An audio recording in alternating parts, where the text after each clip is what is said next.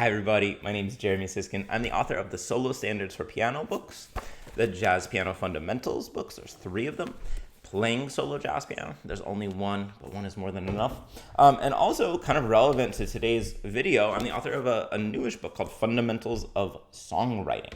And so today, what I want to teach you about is how to write a song in the style of Antônio Jobim, the great songwriter of the Bossa Nova tradition. And here's the disclaimer. I never want to simplify a great artist's work into something, super reductive. So Jobim has an incredibly wide and rich and brilliant output, but there are some stereotypical things that we can do to imitate Jobim's style. And so I want to focus on this tune, How Insensitive. And for us big music nerds, many of us might know that this tune is actually in imitation in response to taking after a Chopin prelude. And really, from what I've read and heard and learned, Chopin was kind of Jobim's North Star in terms of harmony. So even though this tune is the most obvious copy, it's actually very representative of Jobim's harmonic landscape. And there's 2 main things that I want you to notice here that are both very simple to notice, but very profound as we are looking to imitate Jobim. So the first one, I should play you this tune first so you get it in your ear. It goes like this.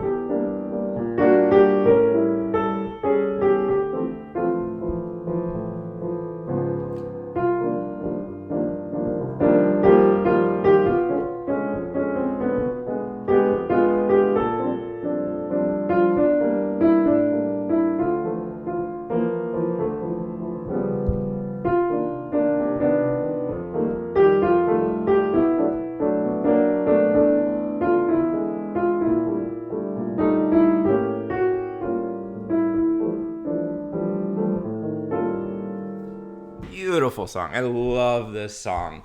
I just think it's gorgeous. All right. So the 2 things that I want you to notice here are that the melody and the bass are both absolutely creeping down, but at different speeds, at different velocities, we could say. What do I mean by that? So if you look at the white notes, it'll be that simple. In the melody,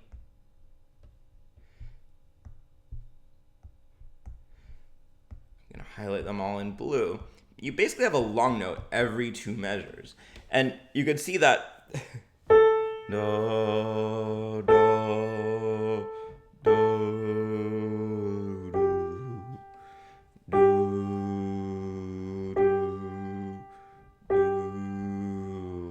do. Right? It's just slowly going down the scale. And this is definitely not only in how insensitive. If you look at Corcovado,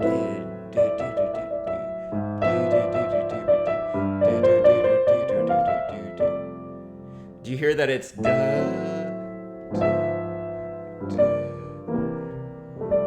it's just slowly creeping down that scale with an ornamented melody. And that's how I would characterize this melody too. It's this slow moving line, but it's ornamented mostly by stepwise motion, right? In fact, I don't see a single leap of more than a third in these first 16 bars. And most of the melodic notes here, almost all of them, are stepwise. Okay, very important. And that's very true in Corcovado too. Here's your little leap. And then so that's so offensive. It's such a beautiful song. Or another great example of this is his Portrait in Black and White, also known as Retrato en Blanco y Preto.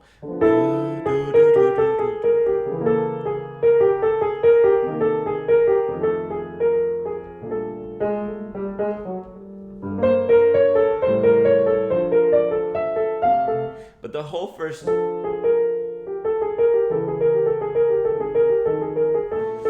first section is just surrounding the note A, just ornamenting it, surrounding it, done really, really in a super interesting way, but relatively simple to describe. Okay, so how insensitive is based on these long notes, slowly creeping down, slightly ornamented.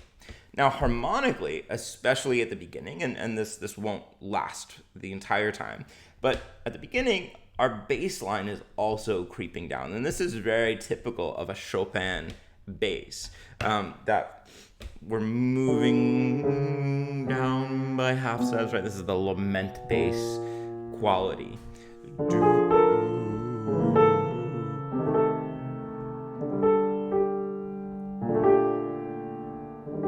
Sometimes this is played as E flat over B flat.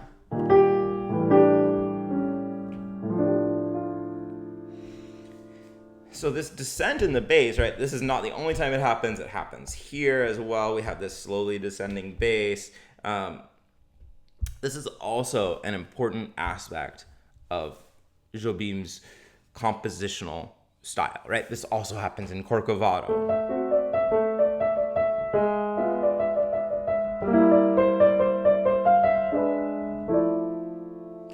There's other things that happen too. Absolutely, we go through the circle of fifths sometimes. We do some 2-5-1s. We do a bunch of other stuff. But this half-step descent is so important. Now, I did make a point of saying that these happen at different velocities, or I want to say different ratios, but that's not quite right. At different rates, at the very least. Because it would be actually really boring if they just moved totally in parallel. The tension, actually, in my view, comes from the fact that they're not moving in parallel.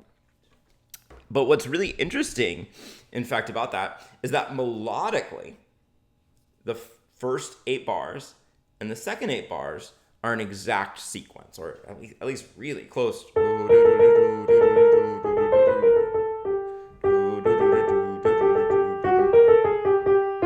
Right? These are an exact sequence within the key, but the harmonies are very different, right? The first 8 bars start with a minor chord. The second 8 bars start with a major chord.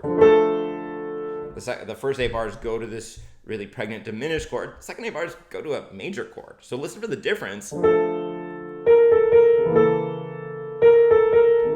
Versus. So even though the melody is repeating, oh no, I totally used the wrong view. There, now you can see that the first 8 bars, second 8 bars, even though the melodies are similar, they have different harmonies. Right? Compare the harmonies in blue to the harmonies in green. Sorry about that. You didn't need to see my face that big. Okay, so there's a melodic sequence, but harmonically, we're making a difference. So let's sketch out a Jobim style tune here. I don't know that we'll have time. That's the wrong button. This is my problem here. I don't know that we'll have time to write an entire tune here, but let's at least try to start. And let's start this in major instead of minor, so that we start separating from how insensitive.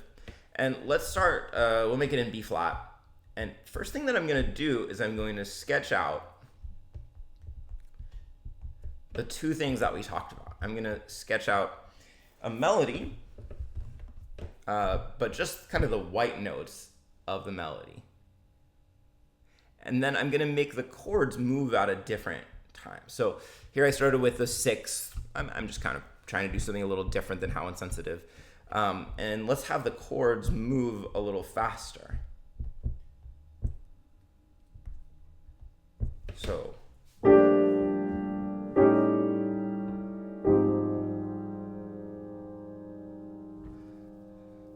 And what I'm trying to do, as I'm choosing what kind of chord quality, I am, just comparing the melody note to the root. So a G against an A root, probably we need a dominant chord.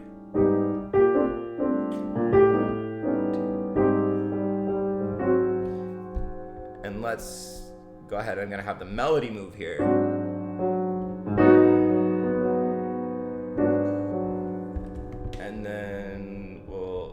That G flat.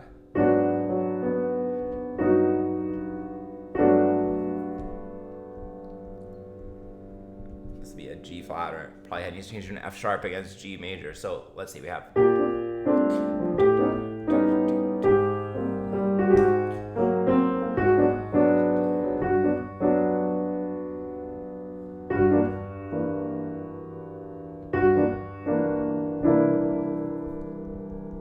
And let's do G minor major 7, and then we'll change to an E.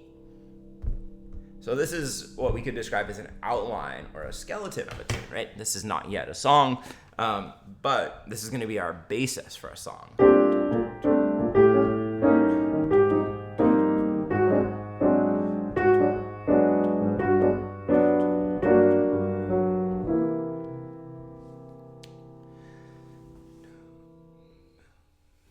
So now let's try to fill it in a little bit, and we'll fill it kind of similar to Jobim, using really small intervals.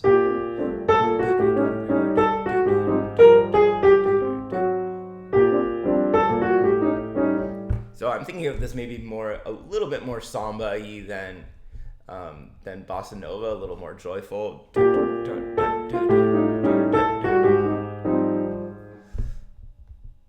So I'm going to basically just surrounding this G.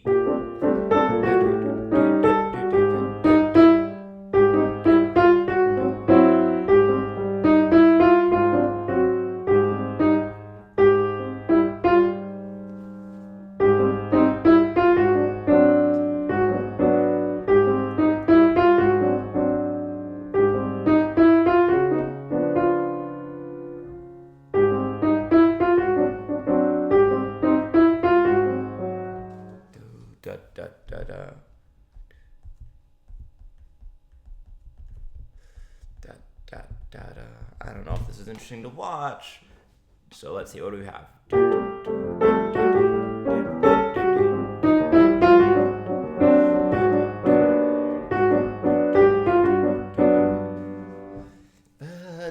I'm gonna do a very similar kind of figuration. It's funny how this is similar to like the way that Bach would write preludes. Like he would come up with the chords and he would just have some kind of a pattern, a figuration that he would apply.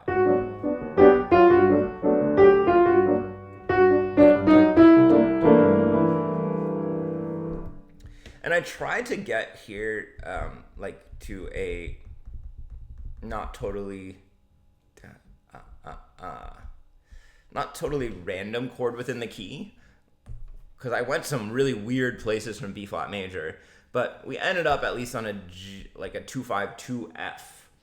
So it's not totally random, right?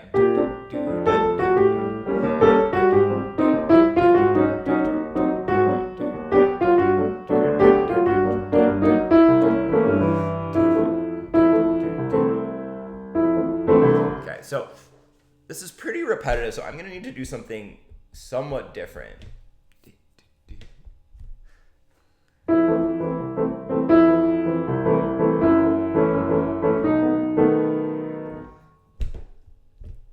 So I'm going to slow down the harmonic rhythm a little bit to kind of allow myself some time.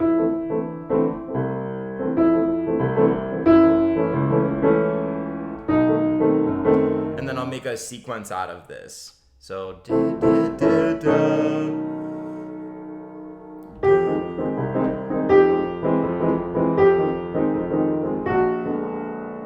No, I'm not doing the right thing.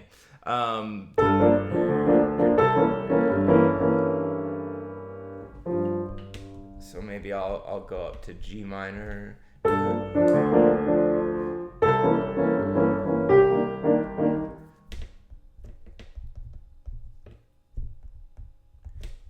And I'm trying to get here back to B flat. I don't have to. Jobim doesn't have that kind of form necessarily all the time, but it's kind of nice. So da, da, da, da.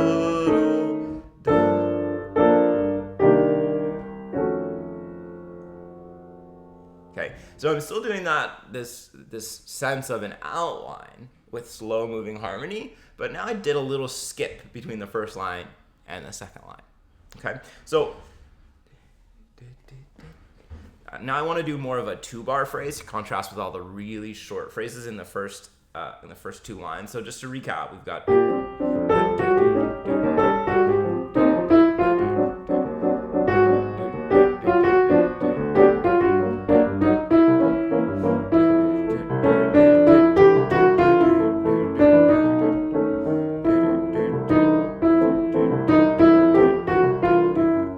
something like that. So I'm just going to kind of surround it. 1, 2, 3, and notice how many offbeats here, because it's Brazilian. One,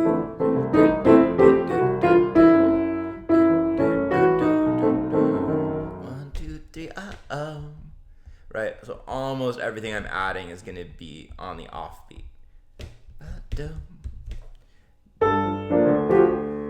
So now I want to do something similar. I'm going to make a sequence. Bo,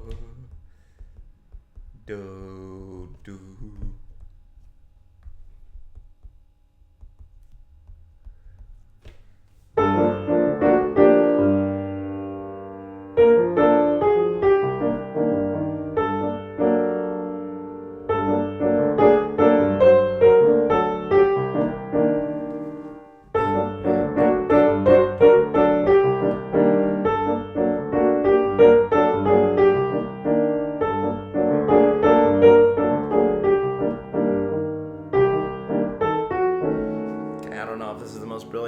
Ever been written. One thing that I want to do is avoid that G before I get there, so it doesn't sound like I've given it away already. Bo, do, do, bo, do, do, do. And I'll do 1, 2, 3 up. Oh, I'll make that a G flat. It's really the flat 9 that's more appropriate in this key. So let's see, how does this sound? The second 8-bar phrase.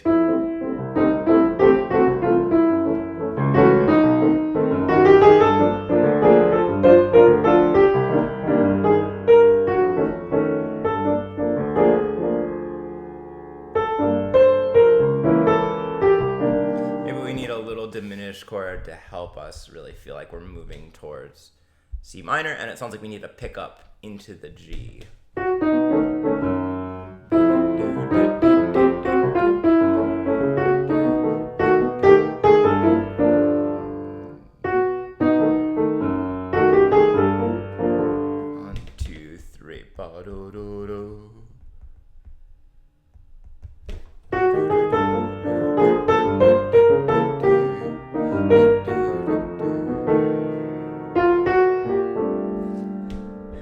And then against my better judgment with regards to YouTube videos, I think I'm going to try to finish this song. So what we're going to do is we're going to repeat here. We're going to call this part the first ending, and then we'll repeat back to the beginning. So let's listen to what we got so far, and then we'll write the second ending. So.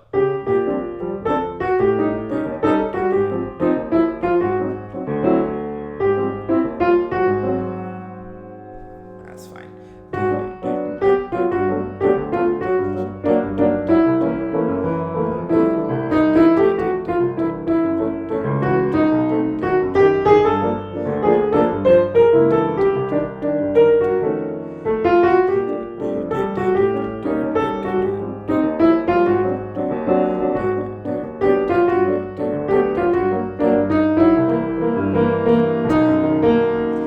Let's keep going down for the second ending. So we'll go down to a D sharp, and we'll have a B chord.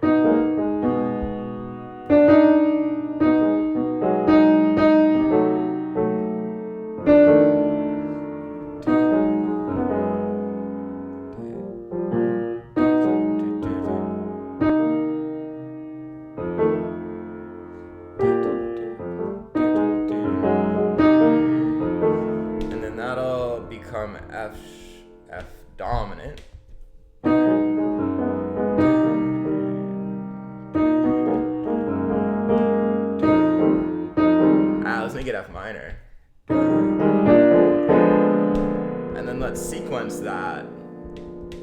That's going to be a 2/5. I'm trying to bring it back into the key from the B major. Right, B major is pretty far from B flat major, but D sharp doesn't have to be. That's actually E flat, which is in the key. So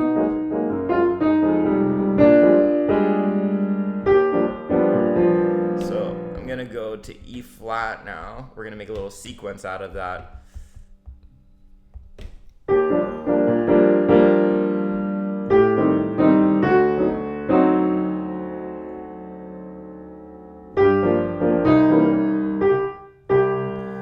Now I'm thinking about the end game because I want to get back to the tonic chord here.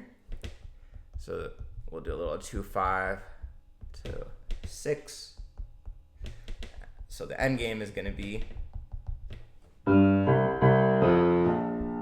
Some people look at this progression and they say, "Oh, that doesn't make any sense." C7 leading to C minor. This is a really common progression in jazz. It's the 5 of 5 going to the 5. And when people ask why it works, my response is that 2 chords are generally just ornamenting dominant chords. So the dominant chords here, C, C, F to B flat, totally makes sense. And the 2 chords, the G minor and the C minor, are just ornamenting that. So.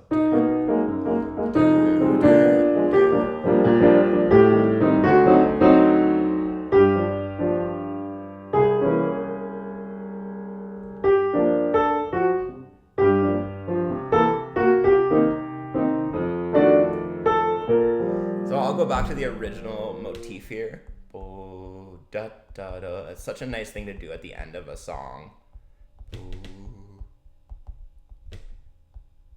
I don't know if that's super typical of Jobim. That's maybe more Tin Pan Alley kind of musical theater, Great American Songbook, Gershwin and Cole Porter and Irving Berlin sort of writing. But hey, good writing is good writing. All right, so I've now just got to fill in.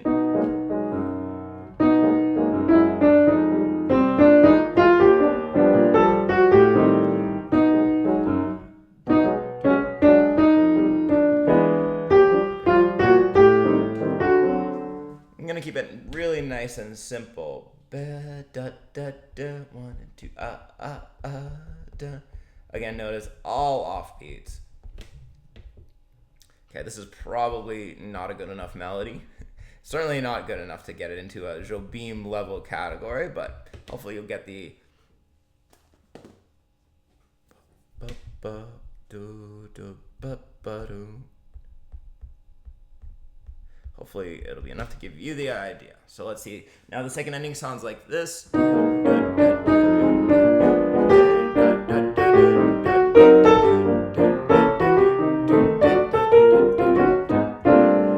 right, let's see if I can play this whole tune. It might be a mess, but it might be great.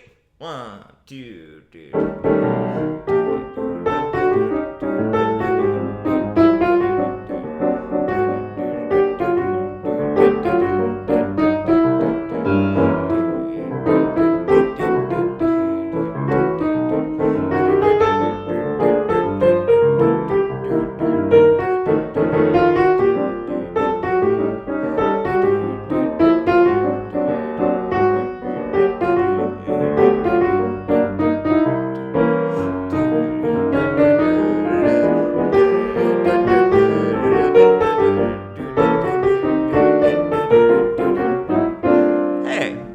A bad tune. Thank you for watching. I hope that you enjoyed this. If you watched all the way to the end, thank you. It was a long video. Comment with what the name of the tune should be. Try to, maybe put in some reference to Jobim or Brazil in here. And I hope that helped you understand a little bit of Jobim's music and gave you kind of an interesting process to write your own song or composition in somewhat of a similar style. Thanks for watching, everybody.